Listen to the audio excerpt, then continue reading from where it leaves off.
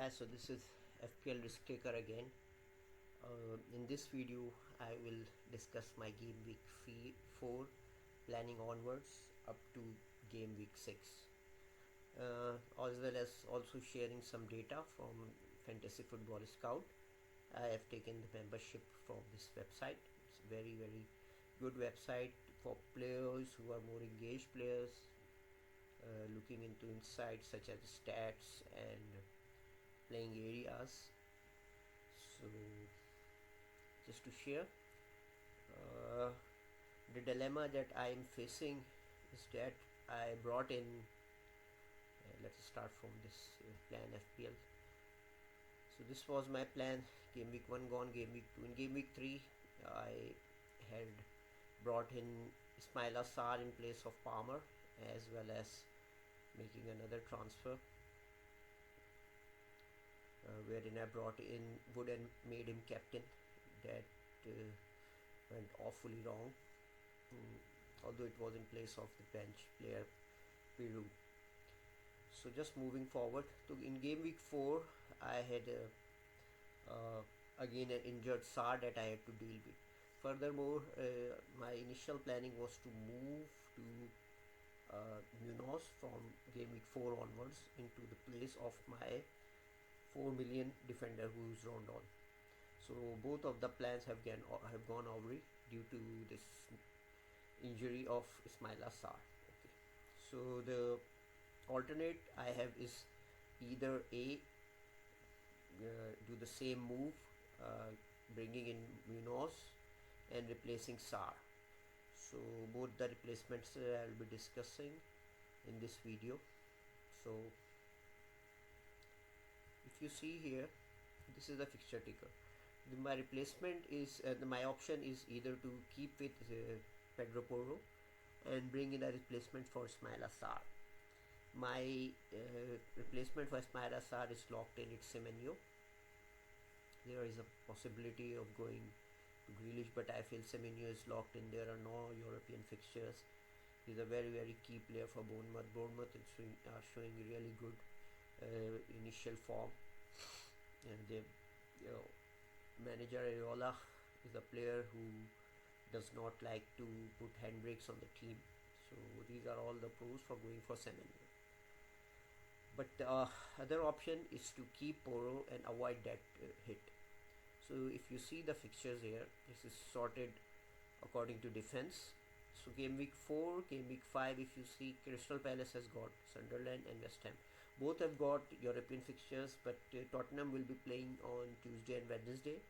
Crystal Palace matches will be on Thursday. So there is a risk in Munoz due to the minutes and fatigue factor.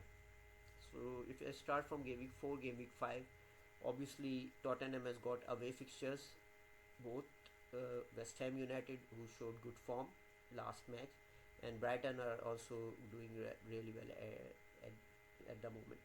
Then they have got Wolves, who have been poor. Leeds away might be tough. Aston Villa at home, you never know what Aston Villa moves into now, since they have got crucial signings on the deadline day, so they might improve. Then Everton are showing good form. Then it's Chelsea, Manchester United, Arsenal, a difficult run. Now if you look into Crystal Palace fixture, it's Sunderland, West Ham, good fixtures. Then Liverpool, although Liverpool at home might be a difficult fixture defense wise, but attacking Liverpool are showing a vulnerability. That Arsenal game was not that good game. Arsenal was really defensive, and the XG says it all, the match. So Munoz might benefit playing against Liverpool at home. Then Everton with a fixture that crosses out, so I will take this. Bournemouth are open, so Munoz might enjoy attacking runs. Arsenal will be a difficult fixture, but both have got Arsenal. Then Brentford, Brighton, Wolves just tilts the favor into the transfer of Munoz. Now just comparing both players, if you see on the left it's Pedro Porro and then it's Munoz. Pedro Porro is playing touch heat map. You see Munoz is more forward player than Pedro Porro. Now if you see the key stats over here, expected The XGI, if you see, the XG is 0.005 and 0.12, so Poro edges it over here, and Poro is also on set pieces. But the key stat for me is XGI. So if you see the XGI, it's Munoz who is 0.86, and Crystal Palace had got difficult games initially, the first three games. So Munoz tilts the decision through his XGI of 0.86. If you see BPS, it's also Munoz on 74. So that's why I believe that taking a hit from Munoz is worth taking the risk, especially since I will be keeping either of one of them up to game week 12, since in game week 13 I am planning to do a wild card. So Munoz it is for me. Now for Semenyo, I will share the reason for my decision. So this is the first stats. It's based on outfield players and goal threat. So you see Semenyo is ranked second if we sort it according to big chances total. So Semenyo has got 5, whereas Haaland has got 6. So he's really high up on getting the big chances. Next is KPI attacking, and if you see here, this is sorted by threat. Haaland leads by 182, the ranking that's done on Fantasy Football Scout, and Semenyo is in top 4. He has got the threat of 107. And the third key stat that I looked into is the expected stat, and this is XG. So if you take XG into account, you see the reason why I went for Ismail Assar in game week 3 was this stat. So XG for Semenyo has been 1.8, and if I sort it by XGI, sorry, it's not twice, so Semenyo goes to 7. So I believe in this price range, Semenyo might be a critical signing for me. I could go to Enzo, but he got that penalty that some say that João Pedro is on the penalty, but he gave it to Enzo. But anyways, it's Semenyo for me. So let's share my planning up to game week 6. So this is Fantasy Football. That is actually Plan FPL that I am using to do my planning. So it's again a -4 for me in game week 4. So the team rating comes out to 88. Munoz comes in for Pedro Porro, and Semenyo replaces Ismail Assar. Sturbergen over Callier. Callier has been a disappointment so far. My chance that I took by playing goalkeeper, although now Dubravka is also a playing keeper at 4. Anyways, I will make I will rectify maybe this in game week 13 wild card. Right now it's Verbruggen who starts, then it's Van der Vaart and Murillo against Arsenal. I am looking for DEFCON points mainly over Munoz. I could play Rondon if he's fit against Fulham, and it's Mohamed Salah captain. Obviously, no two ways about it.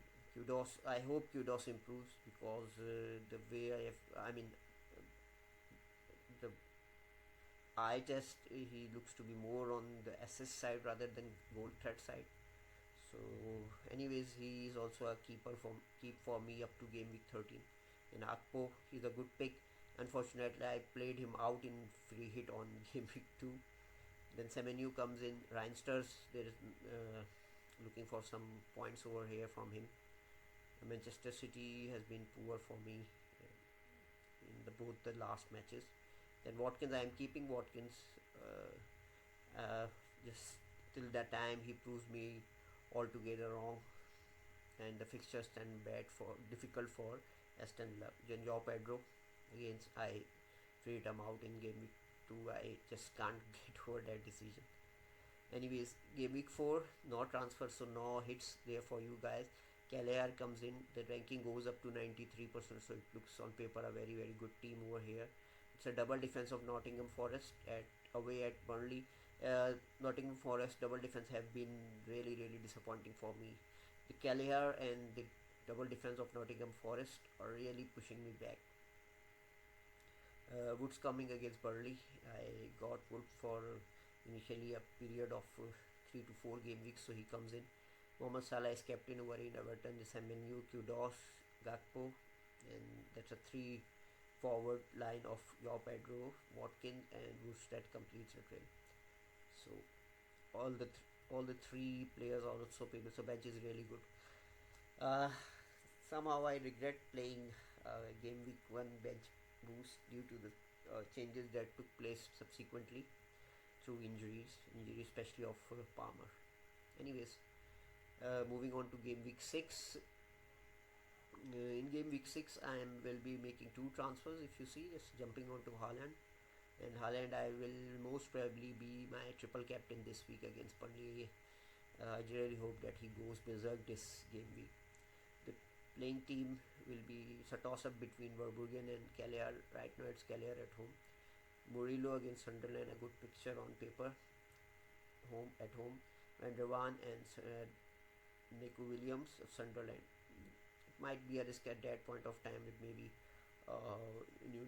there's some fancy changes on the team due to them playing European fixtures.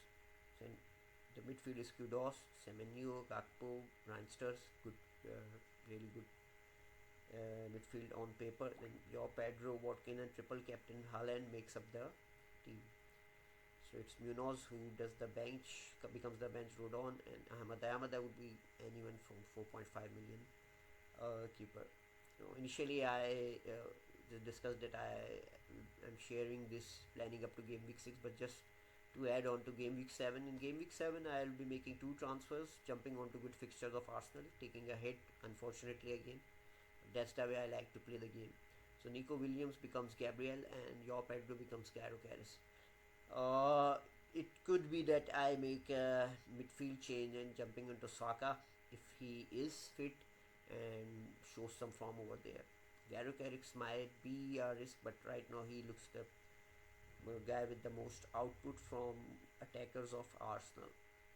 So the rating jumps to 90.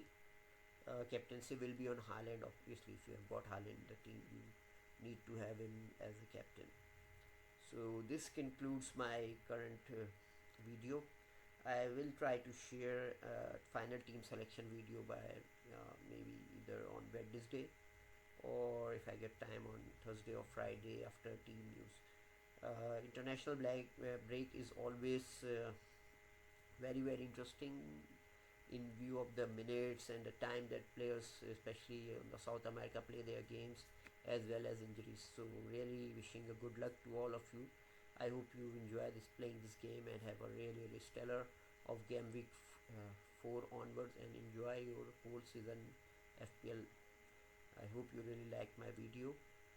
Subscribes and views will be really appreciated, as well as comments on my Twitter X as it's called now. Goodbye, take care.